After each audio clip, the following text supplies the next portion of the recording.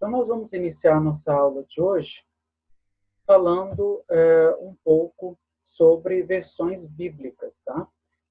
De suma importância para todos aqueles que estudam teologia e principalmente para aqueles que estão iniciando agora um módulo como este sobre hermenêutica, que nós tenhamos uma boa versão, que se tenha uma boa versão bíblica para você usar durante estes estudos, durante esses momentos de interação que nós vamos ter nessas videoaulas que teremos aqui no site Direito à Fé.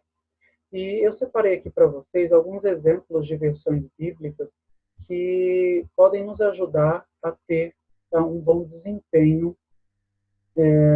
ao estudarmos hermenêutica bíblica. Tá? Eu separei aqui para vocês, deixa eu só achar aqui onde eu coloquei. Então, falando sobre versão ou versões bíblicas, na língua portuguesa nós temos várias versões que podem nos auxiliar no estudo de hermenêutica. Nós temos, por exemplo, a versão ARA, que seria Almeida Revista e Atualizada. Nós temos a versão ARC, que é Almeida Revista e Corrigida. Temos a versão BJ, que é a Bíblia de Jerusalém. Temos a versão GSG, que é a Bíblia versão Graça sobre Graça.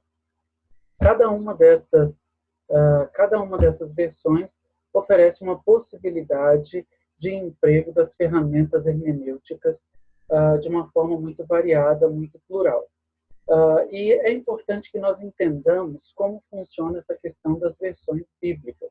Por exemplo, quando nós falamos sobre uma versão bíblica, nós temos, por exemplo, nós consideramos, por exemplo, a equivalência que é utilizada para a tradução da Bíblia que nós escolhemos. Então, quando nós estamos nos referindo à versão bíblica Graça sobre Graça, qual é a equivalência utilizada para o texto bíblico? Nós temos a equivalência formal, a equivalência dinâmica e a paráfrase, né? Quando nós falamos sobre a equivalência formal, nós estamos falando de uma tradução que considera ao pé da letra, a tradução de palavra por palavra. Então, pega-se um termo nas cópias dos textos originais e traduz esse termo procurando uma palavra que seja próxima a essa palavra. E acaba que a tradução fica meio que mecânica, tendo em vista que nós não encontramos os mesmos elementos da língua portuguesa no idioma, no grego, ou no hebraico, ou no aramaico. Então, a tradução vai ficar ao pé da letra, ela vai apresentar termos que são muito, como que eu posso dizer, de difícil compreensão. Um exemplo disso seria quando nós dizemos o termo entranháveis, é um termo que nós não usamos no dia a dia, mas que aparece na versão Almeida Revista e Corrigida. Este termo entranhável é empregado para designar algo que vinha das entranhas, algo profundo e que se referia aos sentimentos humanos. Seria como se nós disséssemos coração, estivéssemos nos referindo ao centro das emoções. Uma vez que para os gregos o centro das emoções era justamente as entranhas, né? Então, amar com amor entranhável teria um significado de amar com as tripas, né? Então, as tripas, as entranhas, se referiam ao centro das emoções. Por isso, quando alguém tinha alguma sensação, algum susto, ou alguma sensação que lhe causasse nervosismo, essa pessoa sentia aqui na barriga um mal-estar, um frio na barriga, acreditava-se que aqui, então, era o centro das emoções. Quando nós transferimos esse termo para a língua portuguesa, nós encontramos, então, a palavra entranhável, que é uma palavra de difícil compreensão para quem vai ler, para quem vai estudar a Bíblia Sagrada. E isso é uma tradução chamada de equivalência formal. Você pega um termo na língua original e procura um termo na sua língua que seja próximo a esse termo. Nós temos a versão Bíblia de Jerusalém, que também se equivale de uma equivalência formal, mas ao mesmo tempo dinâmica. A equivalência dinâmica ela consegue suavizar a mensagem, o texto que está sendo escrito. Então, ao invés de usar a palavra entranhável, nós vamos utilizar um termo como de todo o coração, algo que fica muito mais próximo da nossa compreensão dentro do idioma português e dentro daquilo que nós entendemos que é o centro das emoções. Então, amar alguém com amor entranhável seria amar alguém de todo o coração. É muito mais fácil de se entender quando nós dizemos de todo o coração. Então, nós suavizamos e criamos uma harmonia, nós podemos até dizer uma harmonia linguística. Né? Nós conseguimos compreender e conseguimos transmitir melhor a mensagem. Nós vamos considerar também as versões parafraseadas. Por exemplo, na Bíblia GSG, que é a Bíblia Graça sobre Graça, nós encontramos alguns textos que são parafraseados. Os textos do livro de Gênesis, do capítulo de número 1 até o último capítulo, todo esse livro foi parafraseado. Então, você tem uma narrativa que coloca, é como se alguém estivesse contando a história para você, transmitindo essa narrativa de uma maneira muito mais clara, muito mais compreensível e da maneira que a pessoa que leu o texto entendeu e está transmitindo. É uma versão explicada. Então, as pessoas, ao lerem, têm uma impressão de que o texto é muito mais fácil de se compreender. Nós temos as versões da linguagem de hoje.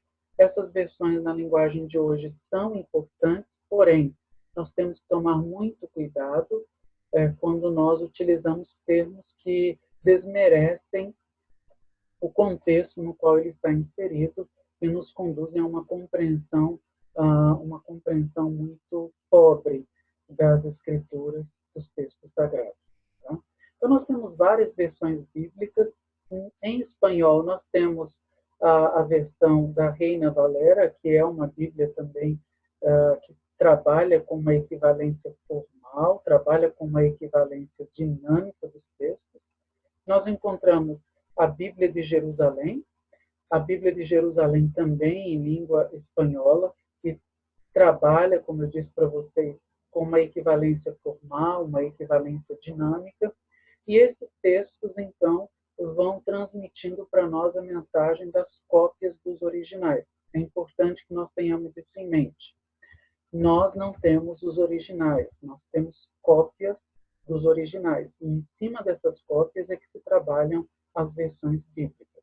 Então, relembrando aqui, as principais versões que nós vamos trabalhar durante esse módulo hermenêutico. Primeira versão, Graça sobre Graça, versão GSG. Almeida Revista e Atualizada, a versão ARA. Almeida Revista e Corrigida, a versão, uma das versões da Sociedade Bíblica do Brasil. Vamos trabalhar com a BJ, que é a Bíblia de Jerusalém, e vamos trabalhar também com a versão da Reina Valera, em língua espanhola, e a versão Bíblia de Jerusalém também em espanhol. Tá? Então, essas versões aí vão nos auxiliar durante o estudo de hermenêutica. Lembrando que de uma versão para outra, nós vamos encontrar muitas diferenças em relação à aplicação das palavras, dos verbos, das pontuações. Nós vamos encontrar diferenças em relação ao rodapé da Bíblia, e isso é importantíssimo, principalmente no estudo de hermenêutica. Nós estudamos a Bíblia não apenas pelos textos, nós estudamos também a partir das referências, das relações que os textos vão nos possibilitar. E as notas de rodapé vão possibilitar, então, essas relações dentro do texto e dentro do contexto mais amplo que nós chamaremos de contexto canônico. Já a gente vai ver sobre isso, ok? Voltando aqui um pouco sobre a versão bíblica, nós, então, damos início hoje ao nosso conteúdo, falando sobre hermenêutica bíblica.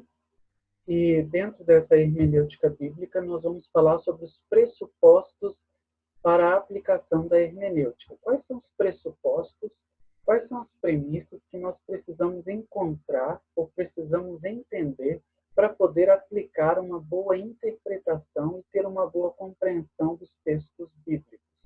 Na aula passada, nós falamos o que significa a palavra hermenêutica. Então, hermenêutica vem do termo a arte de interpretar. Né? Então, a hermenêutica vai nos fornecer ferramentas para que nós possamos interpretar. Aprendemos que existe a hermenêutica geral e existe a hermenêutica especial ou específica, que no caso é a hermenêutica bíblica.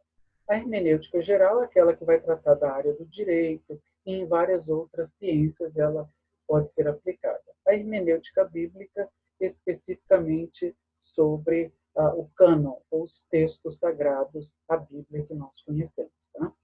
Então, nós vamos aprender quais são esses pressupostos que vão nos auxiliar a compreender como essa hermenêutica vai nos auxiliar. Primeiro, nós temos regras de interpretação ou de interpretação própria. Quando nós falamos sobre Bíblia Sagrada, nós precisamos entender que a hermenêutica bíblica vai se ater a regras específicas de interpretação ou de interpretações bíblicas. Tá? Então, nós temos uma regra de interpretação que é própria da hermenêutica bíblica. Nós temos o sentido que cada texto possui para o seu autor. Nós vamos considerar os autores dos textos, de que maneira esses autores influenciaram ou quais foram as marcas que esses autores deixaram impressas ou impressa nos seus textos. Então, nós vamos também dar importância aos autores dos textos bíblicos, né? E vamos trabalhar com o significado do envolvimento de cada autor com o seu texto. Nós temos os elementos linguísticos que nós vamos considerar, que também fazem parte dessa premissa, fazem parte dos pressupostos para interpretarmos um texto corretamente. Vamos considerar os elementos linguísticos. Quando eu falo linguístico, é para além do idioma. Nós vamos considerar, por exemplo, os estilos de linguagem, os estilos de escrita. Por exemplo, dentro de um idioma, nós vamos encontrar a linguagem formal, nós vamos encontrar a linguagem comum, que é a linguagem do povão. Para quem não sabe, o Novo Testamento, na Bíblia Sagrada, todo o Novo Testamento foi escrito no grego koiné, que é um grego do povão, era uma linguagem coloquial. Apesar de encontrarmos nas versões bíblicas em língua portuguesa, e acredito que em outros idiomas nós também encontremos isso, uma linguagem muito rebuscada dos textos, né? Utilizando uma estrutura gramatical, às vezes, muito complicada e que impossibilita a compreensão. Por exemplo, o emprego de ênclise, mesóclise e coisas do tipo. Então, nós vamos encontrar eu vou, teria, alguma coisa, e por aí vai. Ou seja, nós temos uma linguagem que, às vezes, quando é passada ou recebe a sua versão em língua portuguesa, nos apresenta algo diferente daquilo do texto base. Então, o Novo Testamento inteiro foi escrito no grego koiné, um grego do povão, uma linguagem mais coloquial. Nós vamos considerar esses estilos, né? Nós vamos considerar como isso influencia no nosso estudo de hermenêutica. Vamos considerar também os aspectos geográficos, né? Onde esses textos foram produzidos e de que maneira a regionalidade influenciou a produção, na produção desses textos. Vamos ver também a questão histórica, né? De que maneira o contexto histórico, quando esses textos foram produzidos, esse contexto histórico influenciou diretamente na produção desses textos, né? Então, o que é um texto sendo escrito em uma época de paz? Quais são as características de um texto que é produzido em uma época de guerra? tudo isso vai produzir uma compreensão, vai nos auxiliar na interpretação de um texto, vai nos auxiliar a ter uma interpretação acertada dos textos bíblicos, ok? O tipo de comunicação, né? Então, esses textos que chegaram até nós, esses textos são frutos ou são resultados de uma comunicação verbal ou não verbal.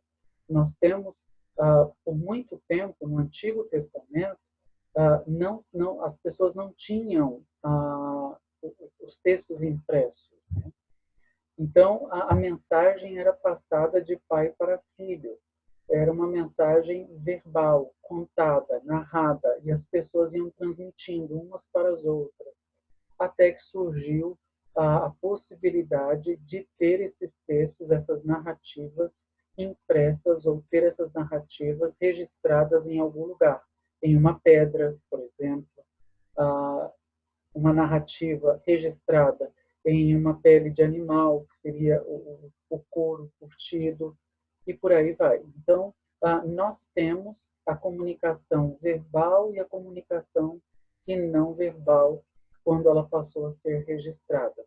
Quando nós passamos a entender tudo isso, nós vamos logo compreender que a hermenêutica bíblica, ela compreende não apenas o estudo do texto, a interpretação e compreensão do texto, mas para chegarmos a essa compreensão ou interpretação correta, nós precisamos considerar toda a estrutura que possibilitou esses textos que estão diante de nós hoje. Tá? Então, nós vamos analisar tudo isso, mesmo que de uma maneira resumida, nós precisamos ter esse conhecimento. Ok? Então, as premissas que nós vamos utilizar, os pressupostos para a aplicação da hermenêutica. Regra de interpretação própria. A Bíblia possui uma regra de interpretação própria. Dentro da hermenêutica bíblica, uma regra de interpretação própria, diferente da aplicação da hermenêutica dentro da área do direito ou de qualquer outra área acadêmica possível. O sentido que cada texto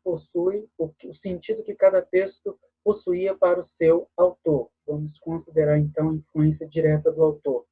Vamos considerar os elementos linguísticos, geográficos e históricos. E vamos considerar o tipo de comunicação, se uma comunicação verbal, uma comunicação não verbal, o que possibilitou a chegada desses textos até nós hoje. Nós vamos entender tudo isso como um pressuposto para a aplicação da hermenêutica bíblica. Tá? Continuando. Os passos básicos para a interpretação bíblica. Primeiro passo, a observação. O que está diante de nós? Essa é a pergunta. O que está diante de nós? Nós temos a Bíblia, a versão bíblica que nós escolhemos. No meu caso, eu estou aqui com uma Bíblia Almeida Revista e Atualizada, e tenho aqui comigo também a Bíblia Graça sobre Graça. O que está diante de mim é o texto bíblico. Essa é o primeiro passo que eu preciso identificar. Eu tenho o texto bíblico, eu tenho uma versão bíblica da minha escolha que vai me auxiliar nesse estudo. Isso é o que está diante de mim. Então, o que está diante de mim é o literal, é o palpável, é o visível, é o legível, é aquilo que nós conseguimos ler no texto e interpretar como o texto está nos dizendo. Por exemplo, eu abri a Bíblia aqui aleatoriamente e está no livro de Juízes. E eu começo a ler Juízes, capítulo de número 9, verso de número 50. A narrativa diz: Então se foi Abimeleque e a sitiou e a tomou. O que eu entendo desse texto?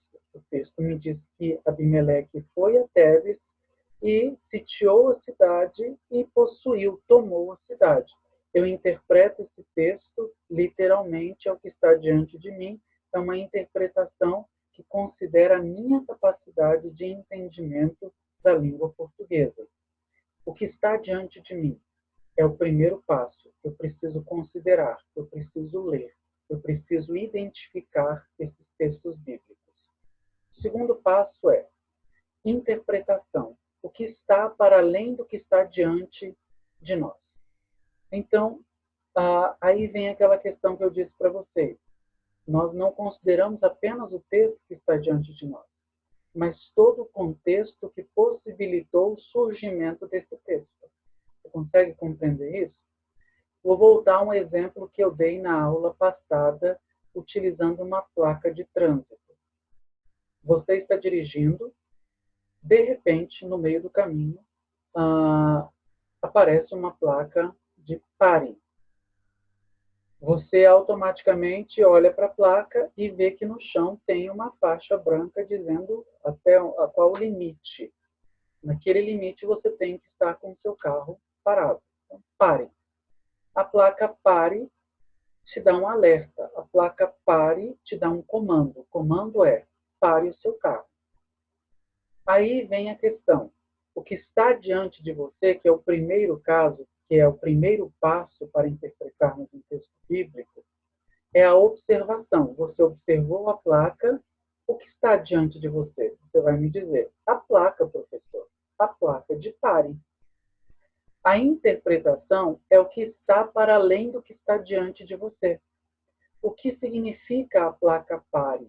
A placa pare significa que eu devo estar com o meu carro parado. Por quê?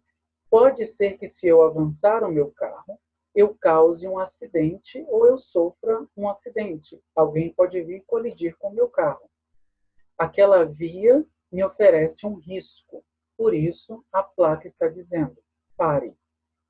O que mais está além da placa pare? Além da interpretação de que eu posso sofrer um acidente, eu posso considerar o porquê que a cor vermelha da placa indica pare. E o porquê do formato da placa. E o porquê daquela placa estar ali.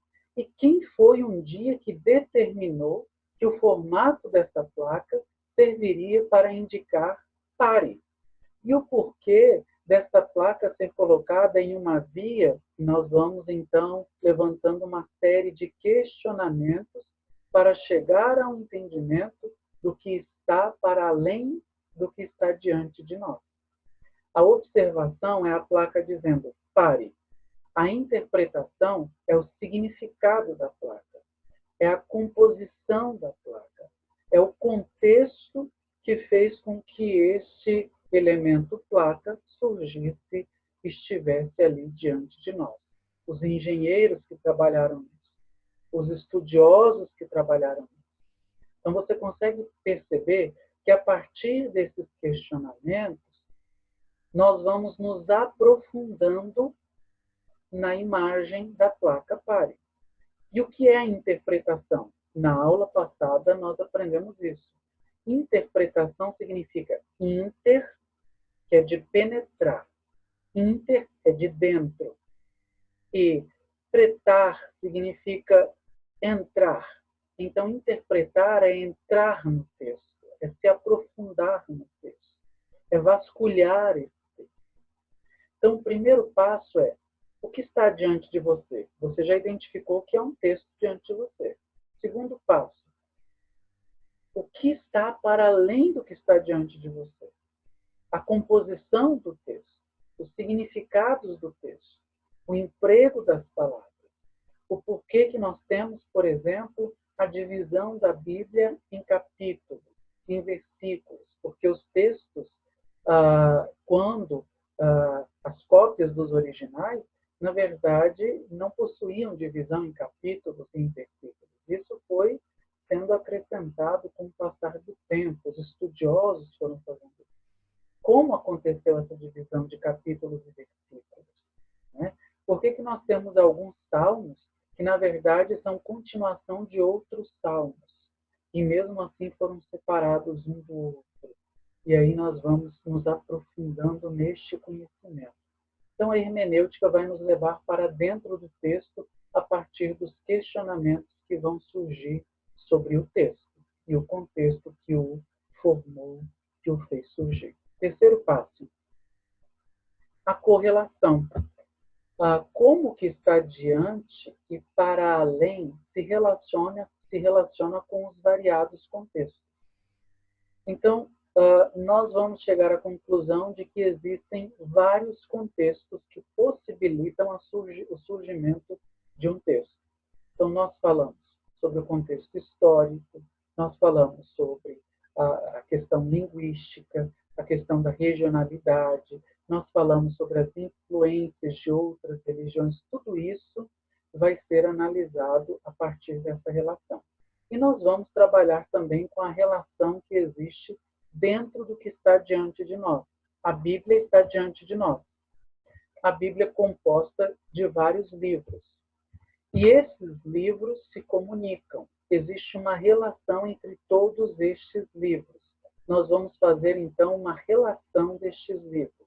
Nós vamos relacionar um livro com o outro para chegarmos a conclusões, para chegarmos a entendimentos sobre o que o texto nos diz. Quantos de vocês que estão assistindo essa aula já leram a Bíblia toda, de Gênesis a Apocalipse? Acredito que vários de vocês.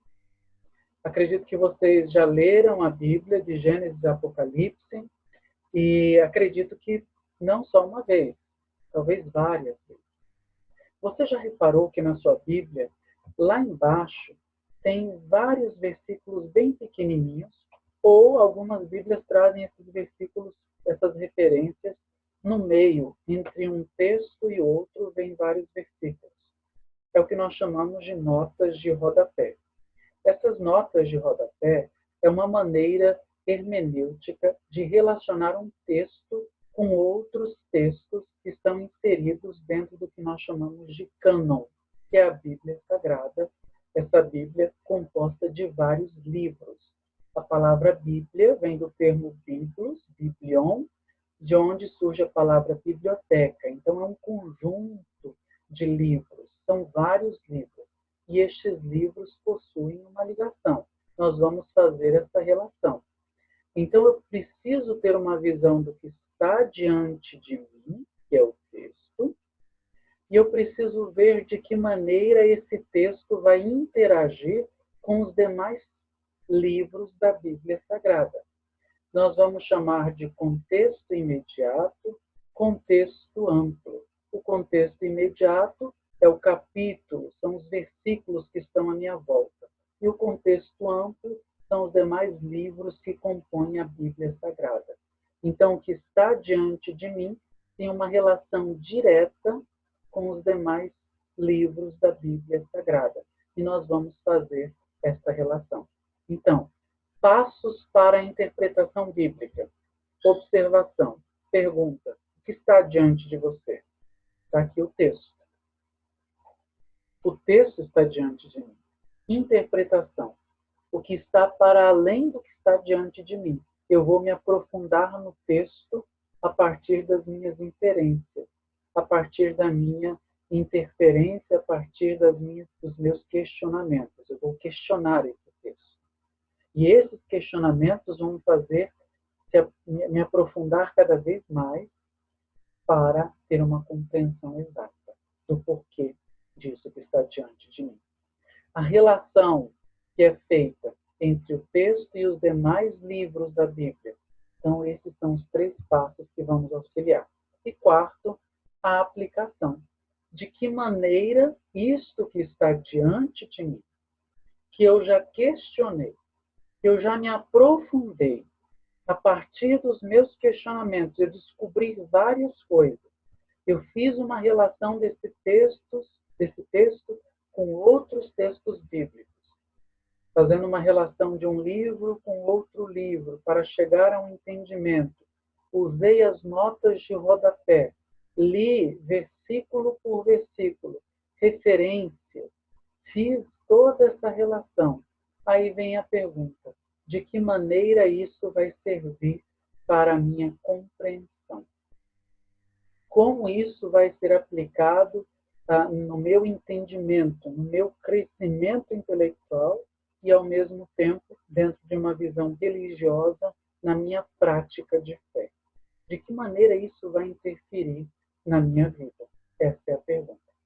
Então, os 4 passos que nós vamos seguir: observação, interpretação, correlação ou relação e aplicação. Esses passos vão nos fazer chegar a uma compreensão melhor dos textos bíblicos, dentro da versão que nós escolhemos. Os princípios gerais de interpretação podem ser definidos como: primeiro, a Bíblia é supremo tribunal de recursos. A Bíblia vai dizer quais são os recursos que nós devemos utilizar para interpretá-la. Ela vai julgar quais são as melhores ferramentas. Dentro de uma convenção, em relação à interpretação bíblica, a aplicação da hermenêutica, que é a prática da interpretação, de entrar no texto, nós vamos encontrar um consenso entre os protestantes e acredito também que entre os católicos, de que a Bíblia por si só se interpreta. A Bíblia é auto-interpretada.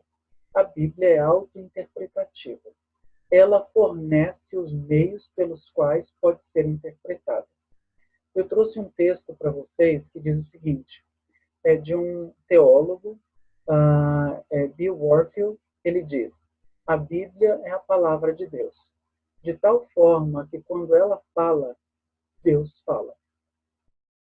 É como se nós estivéssemos ouvindo diretamente uma divindade. Essa é a concepção desse teólogo. E a partir desse entendimento, Deus está falando conosco. Aquele que fala se torna claro, se torna explicativo, porque ele tem a sua maneira de falar. Quando eu falo com alguém e essa pessoa não me entende, ou eu repito o que eu estou falando, ou eu procuro um meio mais fácil de me fazer entender. Nos encontramos no Novo Testamento, por exemplo, Jesus, em Mateus, capítulo de número 5, 6 e 7, no Sermão da Montanha. Em alguns momentos, Jesus usa referências do Antigo Testamento, da lei, e diz o seguinte: a lei vos diz assim, eu, porém, vos digo. Em outros momentos, por exemplo, como em Mateus, capítulo de número 23, Jesus passa a falar uma série de parábolas. Lucas, capítulo de número 15. Jesus usa parábolas para tornar a sua mensagem acessível a todas as pessoas. As parábolas nada mais eram do que uma maneira de se tornar entendido pelas pessoas. Então, Jesus possibilitava o acesso ao seu ensino, tornando esse ensino, ou trazendo esse ensino por meio de parábolas. Então, não apenas repetindo a lei, como em Mateus 5, 6 e 7, mas tornando a sua mensagem acessível por meio de uma história, por meio de uma história que tinha uma moral no final, tinha uma verdade no final. Como se fosse, como nós dizemos, uma fábula. Você conta uma fábula e dizia a moral da história. Jesus contava uma parábola, uma história, e no final dizia, a moral é. E ensinava, então, as pessoas. Então, aquele que está falando vai se tornar entendido por meio do método que ele vai empregar. A Bíblia, por várias vezes, repete mensagens. Para quem não sabe, o Novo Testamento, eu não me lembro agora exatamente o número, salvo me engano, apenas 26 capítulos do Novo Testamento não fazem referência ao Antigo Testamento. É como se o Novo Testamento fosse uma releitura do Antigo Testamento. Uma maneira mais acessível do Antigo Testamento. Então, praticamente todo o Novo Testamento, no Novo Testamento, está o Antigo Testamento. Você consegue perceber isso? Então, por isso, quando eu digo que Deus, ou o autor diz Deus fala, ele vai se tornando cada vez mais entendido, compreensível a todas as pessoas. Ok? Um segundo princípio é a Bíblia se auto-interpreta por meio das comparações textuais. Então, nós vamos fazer comparações utilizando textos do Antigo Testamento com textos do Novo Testamento, porque por várias vezes, nos evangelhos, nós encontramos citações do livro do profeta Isaías. e chegamos até mesmo a dar a Isaías o status de o profeta messiânico. Isaías foi o profeta messiânico que sempre falou sobre Cristo, seu ministério, a sua morte, a sua ressurreição, o propósito do seu ministério. Na Confissão de Fé de Westminster, que é uma das confissões de fé mais importantes do protestantismo, ela diz que a regra infalível de interpretação da Escritura é a mesma Escritura. Então, a Bíblia se auto-interpreta. Relações textuais vão sendo feitas e essas relações vão possibilitando a compreensão dos textos que estão diante de nós. Então, princípios gerais de interpretação. A Bíblia é Supremo Tribunal de Recursos. Ela vai nos indicar qual a melhor ferramenta para ser aplicada para chegarmos a uma interpretação, uma compreensão exata dos textos. Segundo, a Bíblia se auto-interpreta. A Bíblia por si só se interpreta. Então, um texto fazendo relação com outro texto vai nos levar a uma compreensão. Comparando para entender. Vamos ver isso. A hermenêutica escatológica considera, primeiro, os textos ou textos relacionados. Quais são os textos que estão relacionados com tudo isso que está diante de nós? Trazendo para o lado escatológico. Professor, o que significa escatologia? A escatologia nada mais é do que o estudo dos fins dos tempos, das últimas coisas. Escato e lógica. Escatos relacionado ao fim das coisas e lógica relacionada ao estudo. Então, escatologia ou escatológica é um estudo que visa a compreensão das últimas coisas. Por que é tão importante falar sobre isso nesse momento em que nós estamos vivendo? Nós estamos vivendo um momento de pandemia de coronavírus. E assim como toda tragédia, essa pandemia, ela desperta nas pessoas uma curiosidade para saber o futuro, para saber o que vai acontecer, ou por que as coisas estão acontecendo assim. Por que é que nós estamos passando esses problemas? Por que é que nós estamos em um período em que as pessoas estão amedrontadas? E as pessoas buscam na religião uma resposta. Em se tratando do cristianismo, as pessoas recorrem diretamente aos textos considerados textos escatológicos, ou os textos que se referem ao estudo das últimas coisas. Será que estamos vivendo as últimas coisas, os últimos tempos? Será que estamos no fim do mundo? Essa é a questão.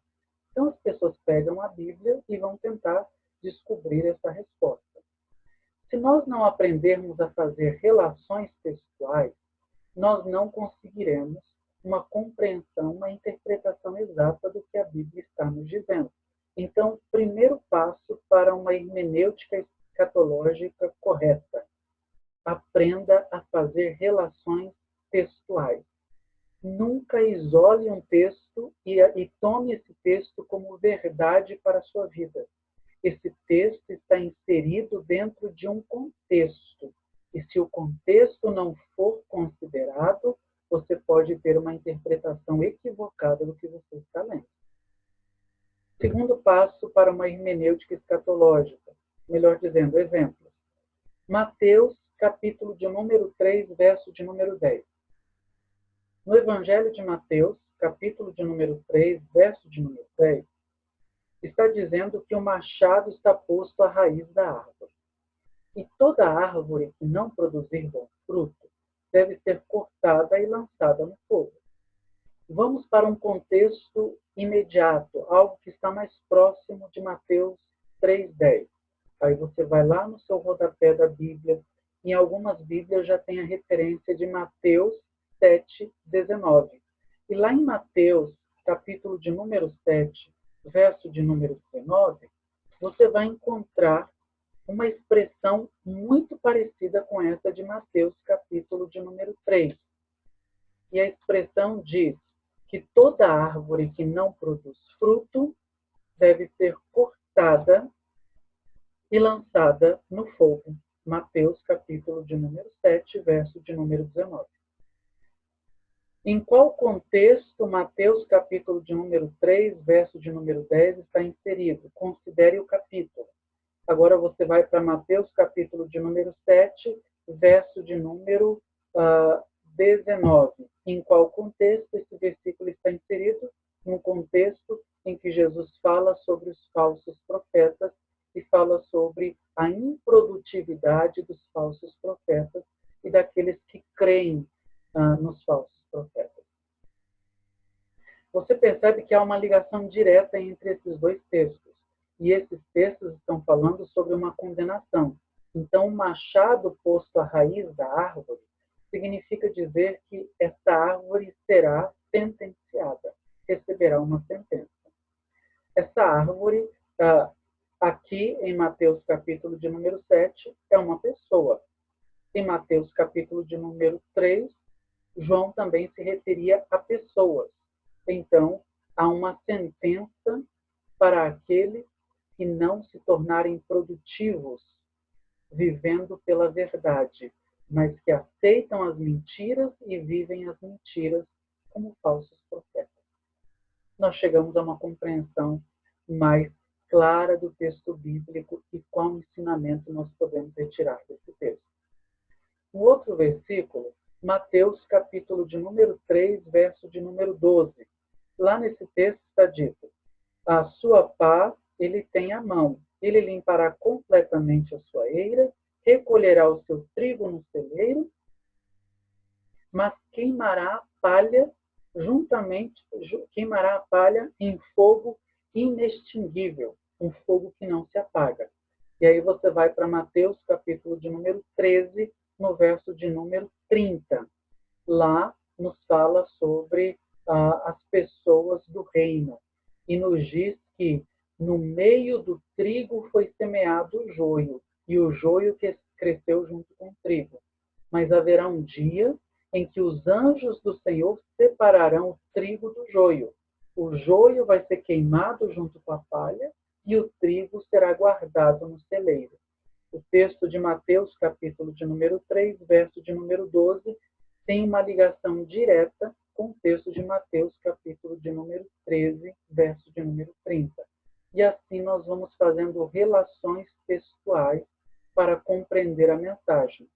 Em Mateus, capítulo de número 3, verso de número 12, é uma sentença de juízo, uma separação entre os justos e os ímpios. E em Mateus, capítulo de número 13, verso de número 30, uma separação entre os justos e os ímpios. E só quem faz essa separação nesses dois textos é aquele que tem a pá em sua mão. E o texto se refere a Jesus Cristo. Só quem separa o justo do ímpio é Jesus Cristo. E aí eu faço uma pergunta para vocês. Por que é que nós encontramos uma porção de religiões e segmentos cristãos dizendo quem vai para o céu e quem não vai? Dizendo quem vai para o inferno e quem vai para o céu. Juízes. Eu acredito que muitas dessas pessoas tomaram a pá da mão de Jesus e passaram a querer fazer o serviço dele. Mas eu deixo uma mensagem para vocês.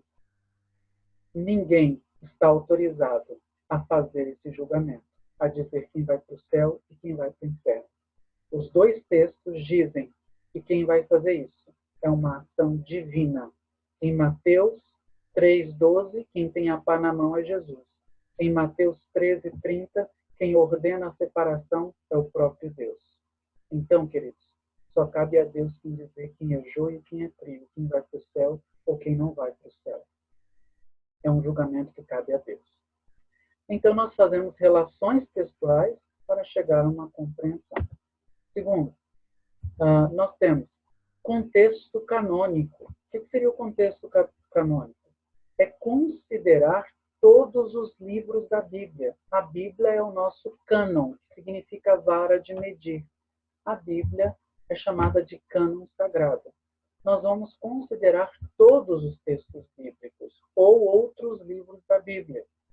Por exemplo, para Mateus, capítulo de número 3, verso de número 10, lá está dizendo que o machado está posto à raiz da árvore, A árvore que não produz bom fruto vai ser cortada e lançada no fogo. Em Apocalipse, capítulo de número 20, verso de número 11, está falando que Deus vai fazer uma separação entre aqueles que vão herdar a vida eterna e aqueles que serão destinados à morte eterna. Esses dois textos nos falam de uma sentença e um julgamento que cabe unicamente a Deus, a Jesus, não a nós, não a igreja, não a denominação. Depois você pega Mateus, capítulo de número 3, verso de número 10 também, e vai para o livro de Lucas, Evangelho de Lucas, capítulo de número 13, verso de número 6 a 9. E lá você vai encontrar um texto em que Jesus conta a parábola de um homem que tinha em sua propriedade uma videira, e essa videira não estava, uma videira, deixa eu só verificar aqui direitinho, Lucas, capítulo de número 13, o texto nos diz que o dono dessa propriedade expressa a sua vontade de cortar a figueira porque ela era estéril, ela não produzia fruto. E a vontade dele era cortar essa figueira e dar fim, porque o machado posto na raiz da árvore significa sentença final. É a última chance. O machado não se corta a árvore pela raiz, geralmente se corta pelo tronco. Quando você corta a árvore pelo tronco, existe a possibilidade dela voltar a crescer. Quando você corta ela pela raiz, você tira essa possibilidade. Então, o texto de Mateus, capítulo de número 3, verso de número 10, está totalmente relacionado com o texto de Lucas 13, de 6 a 9. O Senhor queria cortar totalmente a sua figueira porque ela não produzia. Jesus aparece nessa história como aquele que intervém e diz o seguinte: vamos adubar esta árvore um pouco mais e deixar por mais um tempo. Se todavia ela não produzir frutos, então a gente corta e dá fim a tudo isso. Jesus é a interferência divina na história da humanidade.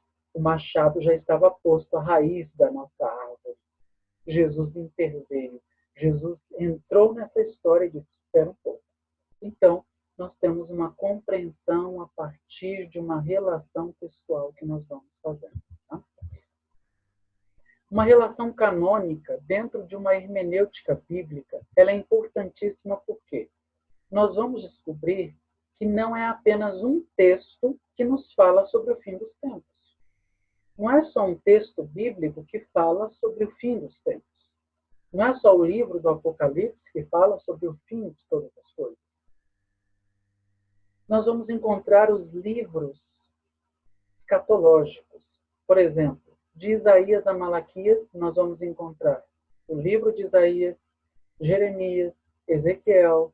Vamos caminhar para os profetas menores, Daniel, e vamos seguindo a todos os profetas menores até o livro de Malaquias. Encontramos nos evangelhos alguns textos escatológicos também, em Mateus, capítulo de número 24 e 25, são dois textos de difícil interpretação.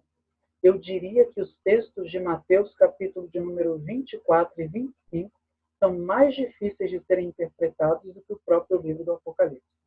As pessoas fazem uma confusão, porque é uma mistura nas narrativas, nas profecias, e é difícil você discernir qual profecia se destinava ao povo judeu, qual se destina ao povo gentil, e por aí vai. Então, nós precisamos fazer uma relação com estes livros, de Isaías a Malaquias, alguns textos dos evangelhos, depois o livro de Apocalipse, e nós vamos percebendo que todos esses textos, esses livros, têm uma relação. Vamos praticar um pouco. Por exemplo, nós encontramos em Mateus 24, verso de número 32 a 41, a seguinte narrativa. Leiam aí enquanto eu bebo uma água aqui.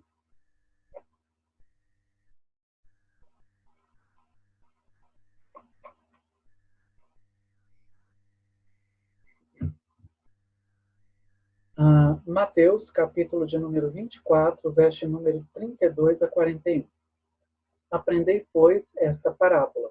Eu destaquei aí para vocês a palavra parábola. Jesus passa a ensinar agora e vai usar como referência, vai usar como metodologia, a narrativa, uma parábola. Ele vai aproximar a mensagem dos seus ouvintes e de nós, os leitores. A parábola da figueira. Quando já os seus ramos se tornam tenros e brotam folhas, sabeis que está próximo o verão. Por meio da observação, ou seja, os sinais que a planta dá, vocês vão saber realmente qual é o tempo. Igualmente, quando virdes todas essas coisas, Jesus se refere àquilo que ele havia ensinado nos versículos anteriores. Nós fazemos, então, a relação dos contextos ou do contexto imediato, relacionando com os versículos anteriores, com o capítulo todo. Sabei que ele está próximo, às portas. Em verdade vos digo que não passará esta geração sem que todas estas coisas aconteçam. Jesus se referia àquela geração que ele tinha já explicado dentro da sua narrativa sobre o fim dos tempos. O céu e a terra passarão, mas as minhas palavras não hão de passar. E como foi nos dias de Noé, e agora Jesus usa uma outra imagem, como foi nos dias de Noé. Então agora, perceba que Jesus deixa a imagem da figueira e passa agora para a imagem de Noé. O que aconteceu com Noé? A Bíblia nos fala no livro de Gênesis, capítulo de número 6, que Noé recebe uma mensagem de Deus de que a terra seria destruída com água, ou a humanidade seria punida com água, muitas águas. Mas que Noé e a sua família, se obedecessem ao Senhor, sairiam salvos. Noé, então, constrói uma arca, segundo a orientação divina. Ele e a sua família entram para a arca juntamente com os animais selecionados, e Noé, então, se salva. E o texto agora nos diz: assim também será na vinda do Filho do Homem. Ou seja, vai ser o mesmo alvoroço, a mesma mensagem. Há uma sentença, há algo que vai acontecer e que vai impactar a humanidade. Porquanto, assim como nos dias anteriores ao dilúvio, comiam, bebiam, casavam e davam-se em casamento. As pessoas não estavam nem aí para o que ia acontecer. Até o dia em que Noé entrou na arca. Mas Noé estava diligentemente cumprindo aquilo que Deus lhe havia ordenado. E não perceberam até que veio o dilúvio. Então as pessoas estavam cada uma vivendo a seu bel prazer e não perceberam quando a destruição veio. E os levou a todos. E aí eu destaquei a palavra levou a todos. Assim será também a vinda do Filho do Homem. Então, estando dois no campo, será levado um e deixado o outro. Ora, se nós fazemos uma relação direta entre os versículos, nós vamos descobrir algo que assusta algumas pessoas, mas que faz parte da prática hermenêutica, principalmente quando se trata de escatologia bíblica. Esse texto de Mateus, perceba bem o que eu estou dizendo, esse texto de Mateus, capítulo de número 24, verso de número 32 e 41, não está se referindo a arrebatamento da igreja. Tomem cuidado com isso. Arrebatamento porque há uma crença no meio protestante muito divulgada de que dois estarão andando na estrada, de repente um será levado e o outro vai ficar na estrada. Você pode falar sobre arrebatamento utilizando outros textos bíblicos, mas esse texto ele não tem relação com arrebatamento, mas tem relação com a permanência na presença de Deus, apesar das dificuldades. Porque esse texto está dizendo que depois que Noé entrou na arca, juntamente com a sua família, os ímpios pecadores foram punidos e foram levados. Ou seja, quem foi levado é quem era mau. Quem permaneceu é quem era bom. Esse texto está se referindo aos remanescentes. São aqueles que permanecem na presença do Senhor, apesar das dificuldades da vida, das dificuldades que o tempo nos impõe. E aí nós podemos relacionar esse texto com os ensinos do apóstolo Pedro, por exemplo, quando ele nos diz: perseverai na presença do Senhor. Aparecerão muitos mentirosos e enganarão a muitos, dizendo: aonde está a promessa da sua vinda? Desde quando eu era criança e há muito tempo atrás eu ouvi falar sobre a vinda do Senhor e nada aconteceu. Perseverai. Esse texto nos fala sobre perseverança e não arrebatamento. Então, não se usa um texto como esse para pregar na igreja, para ensinar as pessoas, dizendo que um está no campo, um vai ser levado e o outro vai ser deixado. Até filmes já foram feitos baseados nesse texto. E esse texto se refere à perseverança, à permanência. Guarde esse termo. Remanescentes são aqueles que permanecem, apesar das dificuldades e dos problemas dos tempos que a vida nos oferece. Você consegue perceber como é crítica a interpretação que nós temos de alguns meios cristãos, protestantes, neopentecostais, pentecostais, que vivem afirmando: essa é a última geração, todo mundo vai ser arrebatado, nós somos a última geração. Esse tipo de mensagem, utilizando textos como este, não condizem com uma interpretação coerente com os demais livros da Bíblia Sagrada. Pastor, então, qual texto eu posso usar para me referir a arrebatamento? 1 Coríntios, capítulo de número 15, verso de número 51 em diante. Lá fala sobre arrebatamento. Aqui não. Aqui nos fala sobre remanescentes, aqueles que perseveram, aqueles que permanecem. Por isso a imagem de Noé. Quem foi que permaneceu na história do dilúvio? Responda essa pergunta para você mesmo. Quem permaneceu na história do dilúvio? E quem foi levado? O texto nos diz: os homens ímpios não perceberam quando veio o dilúvio, e todos foram levados. Mas Noé e sua família permaneceram. Esse texto nos fala de permanência, perseverança. Aqueles que permanecerão na presença do Senhor, apesar das dificuldades. Uma outra questão que nós precisamos tomar muito cuidado, questões que nós precisamos ter cuidado em relação a interpretações escatológicas. Alguns dizem: estamos vivendo os últimos dias, por isso estamos passando por essas pestes. Leiam a história da humanidade e vejam quantas pestes, pragas já assolaram a humanidade. Não vamos muito longe. Aqui em 1800 e pouco nós tivemos aí, 1900 e quanto, não me lembro agora ao certo, mas nós tivemos aí a gripe espanhola, que assolou a humanidade. Antes da gripe espanhola, nós tivemos outras pestes que se propagaram. E todas as vezes que uma peste veio sobre a humanidade, as religiões marcaram o fim dos tempos. E disseram: estes são os sinais do fim dos tempos, vai acabar tudo. Quando foi a virada de 1999 para o ano 2000, quantos se lembram o que aconteceu? Muitas pessoas desesperadas, porque havia uma profecia, algumas interpretações que diziam que o ano 2000 era o ano-chave, em que o mundo acabaria. Muitos se exilaram, foram para lugares isolados, porque disseram que o mundo ia acabar. Ou seja, as pessoas sempre buscam na religião uma resposta, e às vezes a religião se usa desses momentos empregando ferramentas que são totalmente errôneas e que vão conduzir essas pessoas a uma compreensão que não é bíblica e que não condiz com o trabalho do Espírito Santo na nossa vida. Eu acabei de interpretar um texto para vocês que as pessoas usam para dizer que um vai subir e o outro vai ficar.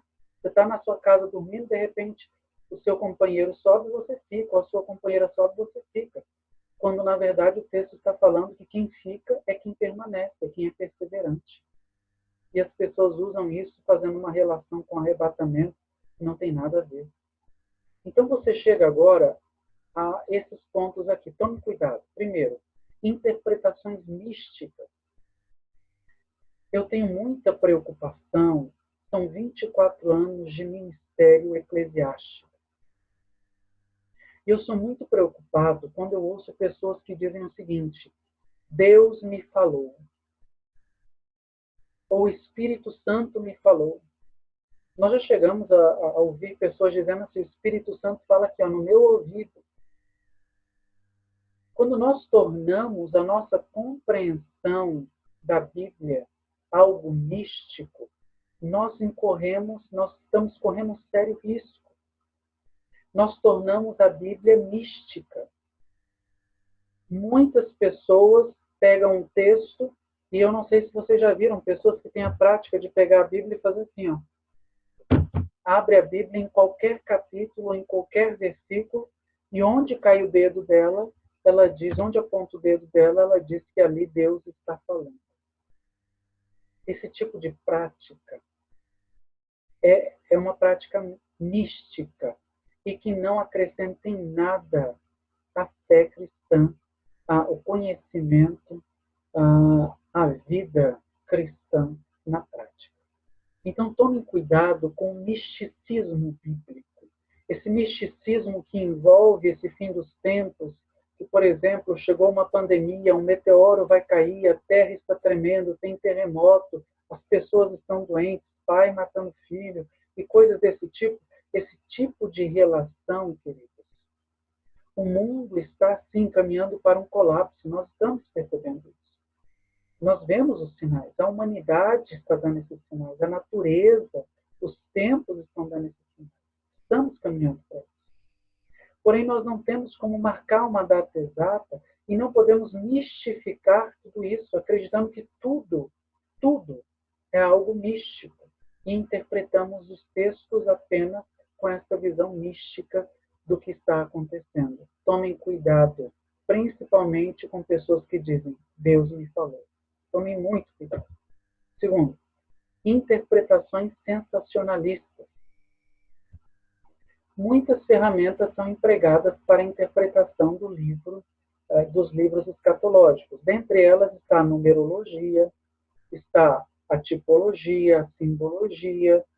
São ferramentas que nós usamos para compreender melhor os textos. Nós vamos encontrar estudiosos que usam práticas, por exemplo, práticas do Cabala para interpretar um texto bíblico. Pessoas que leem um texto de frente para trás, de trás para frente, tentam achar nesses textos códigos e descodificar a Bíblia. E aí marcam datas porque dizem encontrar números, dizem encontrar nomes e por aí vai indo. Esse tipo de sensacionalismo, ele é muito comum em épocas como essa que nós estamos vivendo. Pessoas que vão utilizar desses momentos difíceis para impor as suas ideias, os seus pensamentos, utilizando interpretações fundamentadas em textos isolados, em versículos isolados. E essas interpretações amedrontam as pessoas. Terceiro, cuidado com interpretações manipuladoras. Essas interpretações manipuladoras, em meio ao caos, aparecem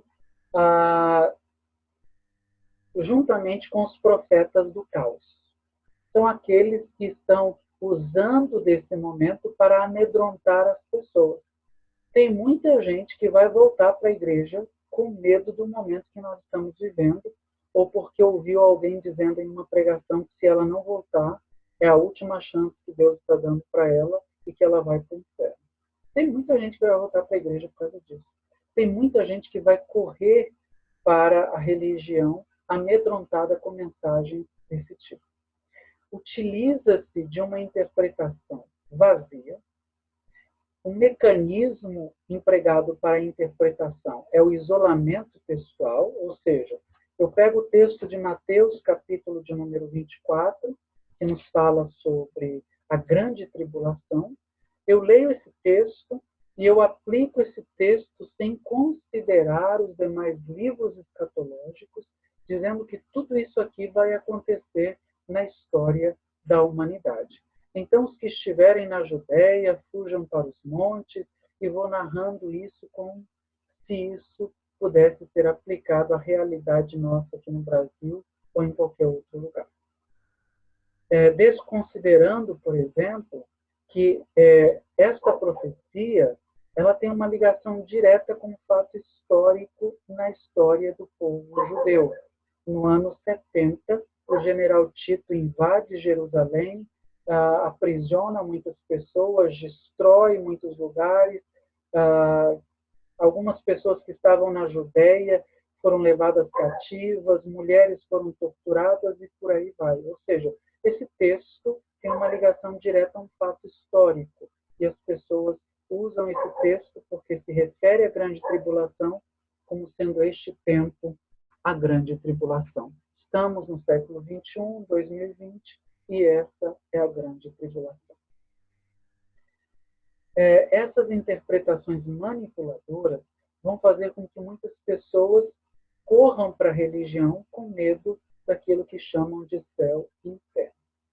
A propósito, vocês já perceberam que boa parte das interpretações bíblicas tem como foco mostrar para as pessoas uma vida cristã baseada entre céu e inferno? Vocês já perceberam isso?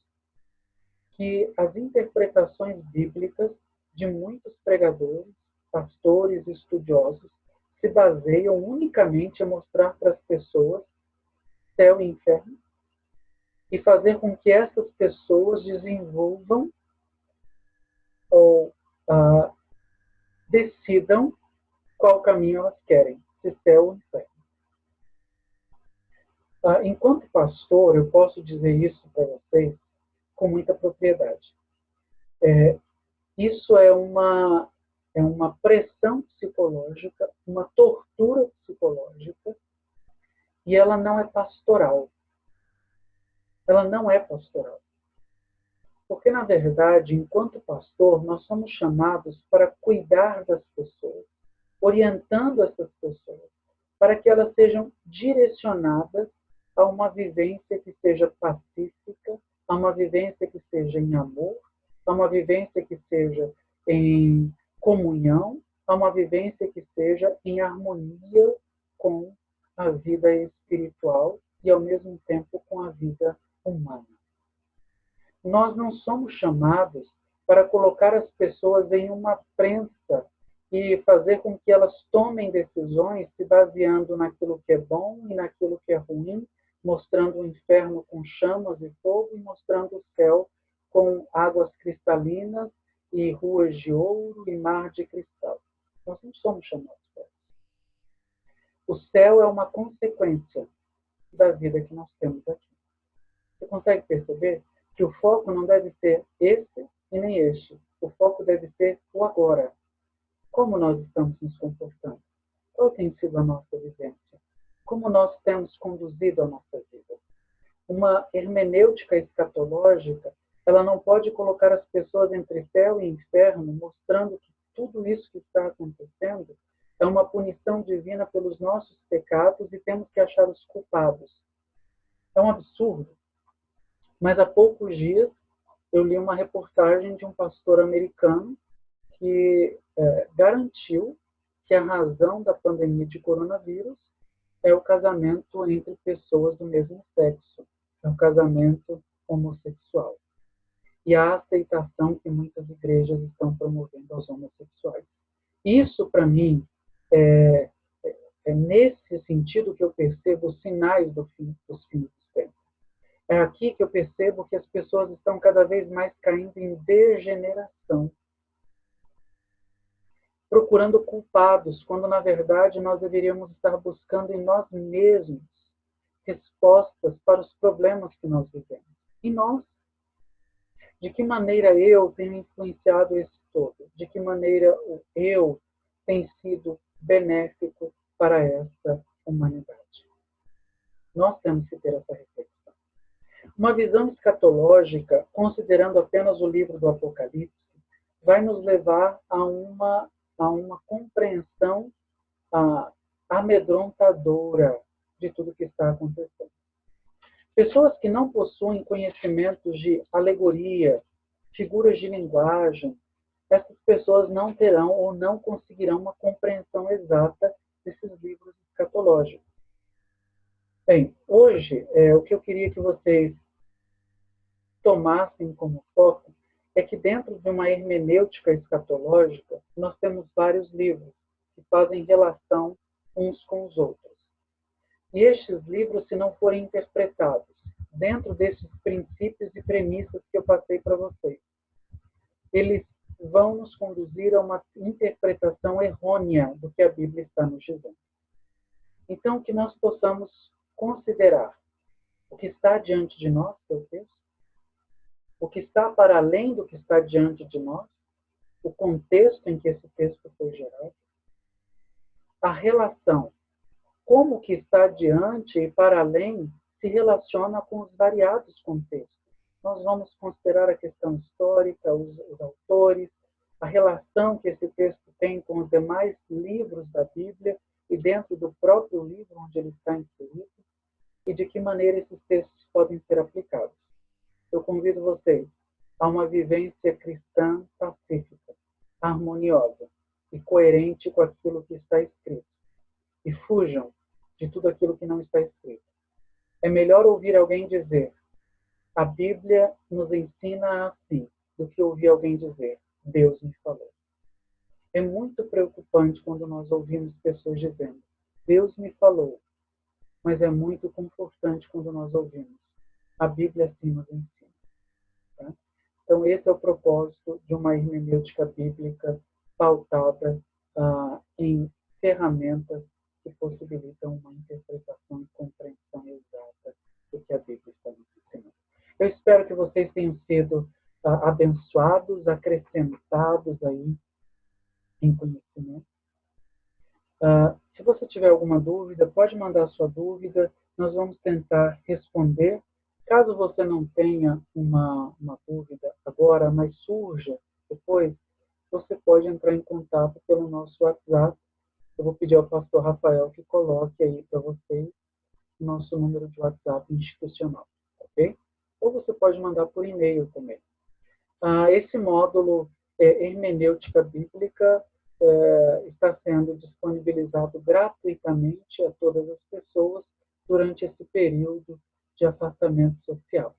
E você que tem interesse em fazer um dos nossos cursos de teologia, nós temos o curso Graça sobre Graça, Bacharel em Teologia. Você pode fazer a sua inscrição e cursar essa formação juntamente conosco. Ou você pode fazer um dos cursos de capacitação.